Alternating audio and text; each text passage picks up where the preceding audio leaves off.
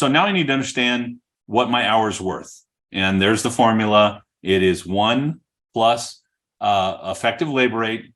An hour equals your effective labor rate times 1 plus your parts over your labor. So I know I'm 134. I know I'm 45% parts and 55% labor. So it's 134 times 1 plus 45 over 55, or 134 times 1.82, or $234.88. That's what I'm worth. Now I take my 3 techs and I say, for an hour of my time with 3 techs, we should be billing out $731.64. That's 100%.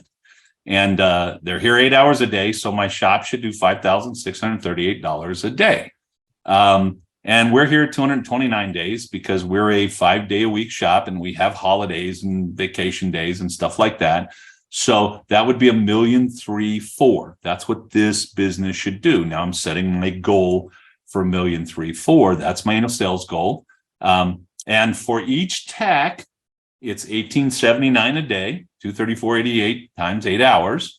It is $39,459 times 21 days, the daily times 21 per month, and it's $473,508 per tech per year. So I'm setting goals, and I'm gonna work with my techs and my process, my business, in order to help them be better. If they're not doing this now, okay, who cares?